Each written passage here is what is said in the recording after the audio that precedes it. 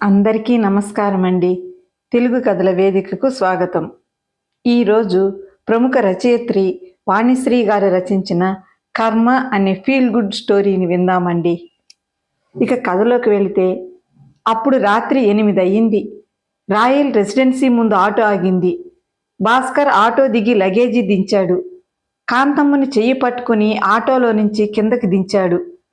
అత్త, ఇదే మేముండే అపార్ట్మెంట్ అన్నాడు. కాంతమ్మ తలెత్తి ఆ బిల్డింగ్ను చూడ్డానికి ప్రయత్నించింది. పూర్తిగా తలెత్తలేకపోయింది. శరీరం సహకరించలేదు.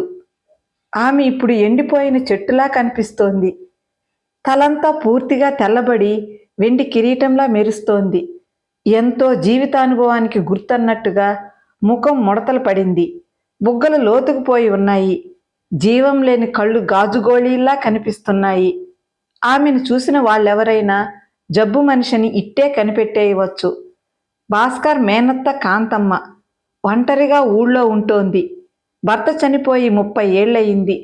పిల్లలు కలగలేదు. ఆమెకిప్పుడు 80 ఏళ్ళు. భాస్కర్ బాబాయ్ కొడుకు విష్ణు ఫోన్ చేశాడు. కాంతమ్మత్తకి బాగాలేదన్నయ్యా, ఇక్కడ డాక్టర్ హైదరాబాద్ తీసుకెళ్ళమన్నాడు. అక్కడ టెస్ట్లవి చేయాలని చెప్పాడు. నువ్వు వచ్చి తీసుకెళ్ళు. ఆమెకు పిల్లలు లేకపోవడం వలన అన్న పిల్లల్ని ఎంతో గారాబంగా చూసేది. ఎండాకాలం సెలవుల్లో ఊరెళ్ళి అక్కడ సరదాగా గడిపేవాడు భాస్కర్.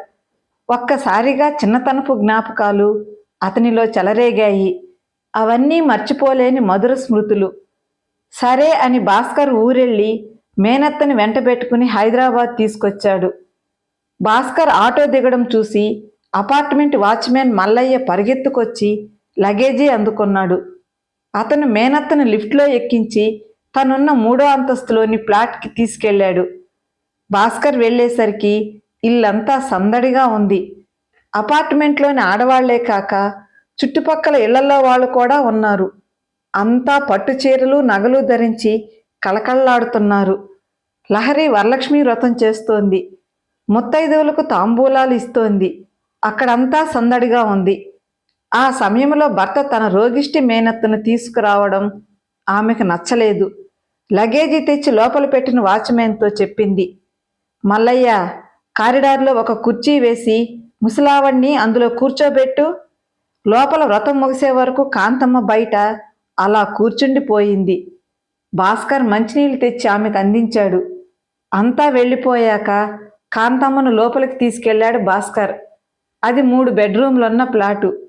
ఒక గదిలోకి మేనత్తను తీసుకెళ్లాడు. అత్త, గీజర్ ఆన్ చేశాను. 5 నిమిషాల్లో నీళ్లు కాగుతాయి. స్నానం చేద్దువుగాని అన్నాడు. కాంతమ్మ నీరసంగా తలూపింది. లహరి, బాగున్నారా పెద్దమ్మ అని పలకరించి వెళ్ళిపోయింది. మర్నాడు భాస్కర్ మేనత్తను హాస్పిటల్కి తీసుకెళ్లాడు. ఆమెకు కడుపులో నొప్పి తగ్గటం లేదని చెప్పాడు. ఆమెకు టెస్టులు చేశారు. కాంతమ్మకు క్యాన్సర్ అని తేలింది. అయితే ఆమెకు ఆ విషయం చెప్పలేదు. చాలా కాలం ట్రీట్మెంట్ ఇవ్వాలన్నారు అని మాత్రం చెప్పాడు. ఆమెకు రేడియోథెరపీ చేయించడానికి హాస్పిటల్కి తీసుకెళ్తున్నాడు భాస్కర్. ఆమెకు రోజు వేళకి మందులు ఇవ్వడం, పళ్ళరసాలు తీసివ్వడం, మంచి ఆహారం వండి సిద్ధం చేయడం లహరి పని. ఒకరోజు భాస్కర్తో చెప్పింది. ఏమండి, మీ మేనత్తకు ఇది తగ్గే జబ్బు కాదు. నేను ఎన్నాళ్ళని సేవ చెయ్యను? అటు పిల్లలకి వేళకి లంచ్ బాక్సులు రెడీ చేసి స్కూల్కి బస్సు ఎక్కించి రావాలి. ఇటు ఈమెకు ప్రత్యేకంగా ఓట్స్తో టిఫిను, పళ్ళరసం ఇవ్వాలి. నా వల్ల కావడం లేదు. మరి ఏం చేద్దాం? ఆమెకు పిల్లలు లేరు. చివరి రోజుల్లో ఇక నేనే చూడాలి అన్నాడు. మీ తమ్ముడి దగ్గరకు పంపండి. ఏం, అతనికి మాత్రం మేనత్త కాదా? మనం అమీర్పేటలో ఉన్నాం, హాస్పిటల్ దగ్గర. వాడుండేది కూకట్పల్లి హౌసింగ్ బోర్డు కాలనీ. అక్కడి నుంచి హాస్పిటల్కి అత్తని తీసుకురావడం కష్టం. కష్టం ఏముందండి, మోసుకురావాలా ఏంటి? ఆటోలో వస్తారు అంది. సరే, నీ ఇష్టం. ఒక విషయం గుర్తుంచుకో, అత్తకు ఊళ్ళో 2 ఎకరాల పొలం ఉంది. ఆమెను చివర్లో ఎవరు చూస్తారో వాళ్ళకి రాసిస్తుంది. మా తమ్ముడి దగ్గరికి పంపిస్తే చివరకు పొలం వాడికే ఇస్తుంది. తర్వాత నువ్వేం ఫీల్ అవ్వద్దు అన్నాడు భాస్కర్. బోడి పొలం ఎవరికి కావాలండి? అది మనం ఏమైనా వ్యవసాయం చేస్తామా? మహా అయితే ఎకరం 50,000 చేస్తుంది. అంతేగా, మీ నెల జీతంతో సమానం నిర్లక్ష్యంగా అంది లహరి. తర్వాత భాస్కర్ తమ్ముడికి ఫోన్ చేశాడు. అరేయ్ సాయి, అత్తని కొన్నాళ్ళు నీ దగ్గరకు తీసుకెళ్ళు, ఇక్కడ నెల నుంచి ఉంటోంది కదా, మీ వదినకు ఒంట్లో బాగలేదు కూడా అన్నాడు. సరే అన్నయ్య, నేను మీ మరదలతో మాట్లాడి చెప్తాను.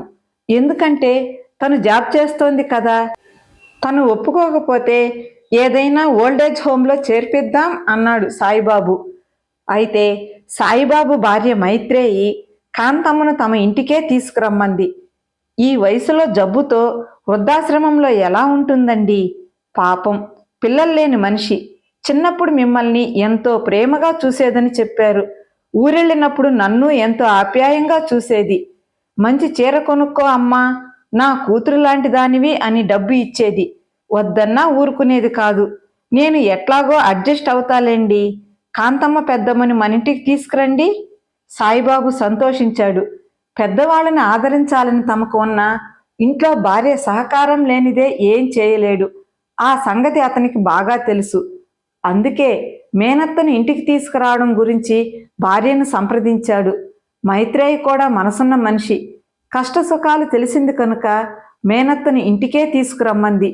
ఓల్డేజ్ హోంలో చేర్చడానికి ఒప్పుకోలేదు. తమ్ముడు మేనత్తను తన ఇంటికే తీసుకురమ్మని చెప్పినప్పుడు భాస్కర్ ఎంతో రిలీఫ్ ఫీల్ అయ్యాడు. అమ్మయ్య, ఒక సమస్య పరిష్కారమైంది అని నిట్టూర్చాడు. మేనత్తను చివరి రోజుల్లో తన దగ్గరే ఉంచి ప్రేమగా చూసుకోవాలని అతని మనసులో ఉంది. చిన్నతనంలో తమని ప్రేమించిన మనిషికి చివరి రోజుల్లో ఆ ప్రేమను తిరిగి ఇవ్వడం మనిషికి తృప్తి కలిగించే విషయం. అటు ఊళ్ళో బంధువులు కూడా మెచ్చుకుంటారు.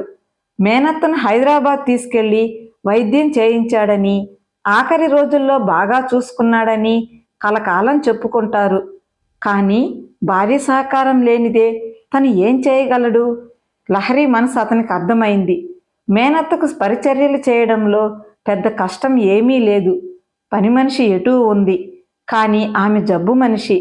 రేపు మంచాన పడుతుంది. తన పనులు తను చేసుకోలేని పరిస్థితి వస్తుంది. ఆమె సేవకు ప్రత్యేకంగా ఒక మనిషిని పెట్టుకోవాలి. తర్వాత చనిపోతుంది.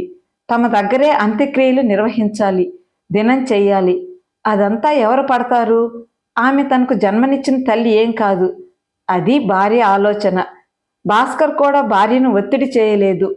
ఎవరైనా ఏ పనైనా ఇష్టంగా చేస్తే కష్టం ఉండదు. అయిష్టంగా చేయాల్సి వస్తే కష్టంగా తోస్తుంది. అది లోకరీతి. భాస్కర్ మేనత్తను తీసుకెళ్లి కూకట్పల్లి హౌసింగ్ బోర్డు కాలనీలో ఉన్న తమ్ముడి ఇంట్లో వదిలిపెట్టాడు. సాయిబాబు ఉండేది ఎంఐజీ ఇల్లు. 2 గదులు, వంటగది, హాలుతో ఇరుకుగానే ఉంటుంది. అపార్ట్మెంట్లో ప్లాట్లా విశాలంగా ఉండదు. అయితే చుట్టూ ఖాళీ స్థలం ఉంది. పూల మొక్కలు, కూరగాయల పాదులు పెంచుకుంటూ ఉన్నారు. సొంత ఇల్లు వాళ్ళది. మైత్రేయి, పెద్దమ్మ బాగున్నావా, ఆరోగ్యం ఎలా ఉంది అని ఆప్యాయంగా పలకరించింది. బాగు ఏముందమ్మా, జీవితం చివర్లోకి వచ్చాను. రేపో మాపో దేవుడి దగ్గరికి వెళ్ళిపోతాను. నాకు తెలుస్తూనే ఉంది, ఇక నా పని అయిపోయింది అని పేలవంగా నవ్వింది కాంతమ్మ. భాస్కర్ మేనత్త దగ్గర సెలవు తీసుకుని వెళ్ళిపోయాడు.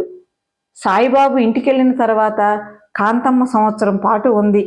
భాస్కర్ నెల రోజులకు ఒకసారైనా పళ్ళు తీసుకుని మేనత్తను చూడ్డానికి తమ్ముడింటికి వెళ్ళేవాడు. లహరిని రమ్మన్నా వచ్చేది కాదు. విముఖత ప్రదర్శించేది. నాకెక్కడ కుదురుతుందండి, మీరెళ్ళి రండి, అడిగానని చెప్పండి, మీ తమ్ముడిని మైత్రేయిని పిల్లల్ని కూడా అనేది. భాస్కర్ ఒక్కడే వెళ్ళి వచ్చేవాడు. కాంతమ్మ లహరి గురించి, పిల్లల గురించి అడిగేది. వాళ్ళను కూడా తీసుకురాలేకపోయావరా అనేది. భాస్కర్ ఏదో కుంటిసాకు కల్పించి చెప్పేవాడు. ఒకరోజు తెల్లవారిన తర్వాత సాయిబాబు ఫోన్ చేశాడు. అన్నయ్య, అత్తయ్య చనిపోయింది, అంత్యక్రియలకు ఊరికి తీసుకెళ్దామా అన్నాడు. ఎందుకురా, అక్కడ మాత్రం ఎవరున్నారు? తలకొరివి మనమే పెట్టాలి. బాబాయ్ వాళ్ళకి చెప్తాను, ఎవరైనా వస్తే వస్తారు, ఇక్కడే చేద్దాం అన్నాడు. భాస్కర్ లహరి బయలుదేరారు సాయిబాబు ఇంటికి. దారిలో లహరి హెచ్చరించింది. ఏమండి, అంత్యక్రియలు మీ తమ్ముడినే చేయమనండి. ఆడవాళ్ళకి చిన్న కొడుకే చేస్తాడు. అది మన సాంప్రదాయం. ఆవిడ మీకు తల్లిలాంటిదే కదా. అంది. భాస్కర్ ఏం మాట్లాడలేదు. భార్య చెప్పిన విషయం ఆలోచిస్తూ ఉండిపోయాడు. అక్కడికి వెళ్ళిన తర్వాత చూద్దాం అనుకున్నాడు. అయితే అతనికి ఆ అవసరం రాలేదు. సాయిబాబే మేనత్తకు అంత్యక్రియలు చేయడానికి పూనుకొన్నాడు. అన్నను సంప్రదించలేదు. లహరి సంతోషించింది. కాంతమ్మ చనిపోయి 3 సంవత్సరాలయ్యింది.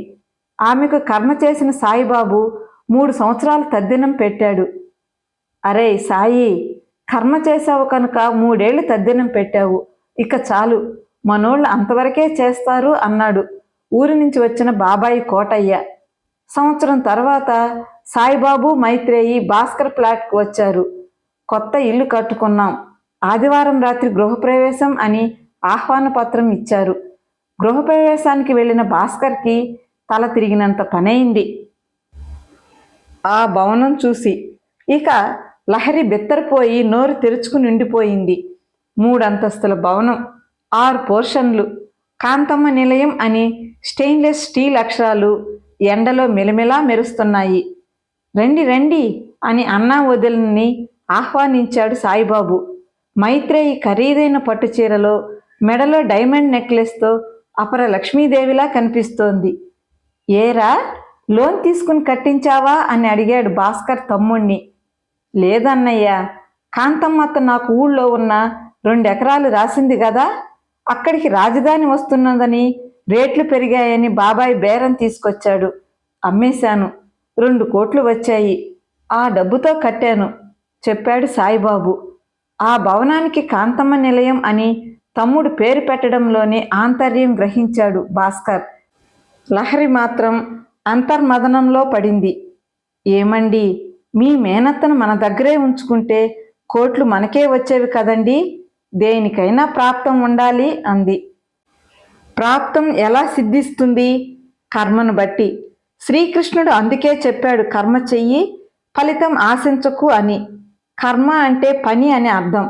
మా తమ్ముడు కర్మ చేశాడు, ఫలితం అనుభవిస్తున్నాడు.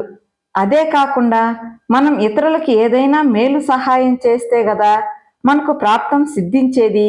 ఎవరికీ ఏమీ చేయకుండా ఆశించడం ఎందుకు? భాస్కర్ చెప్పింది యథార్థమే అయినా తనను చీవాట్లు పెట్టినట్లు అనిపించింది లహరికి. కథ సమాప్తమండి. కథ నచ్చితే లైక్ చేయండి. కథపై మీ అమూల్యమైన అభిప్రాయాన్ని తెలియజేయండి. మరిన్ని చక్కటి కథల కోసం మన ఛానల్ని సబ్స్క్రైబ్ చేసుకోండి. కథ విన్నందుకు ధన్యవాదాలండి. సెలవా మరి.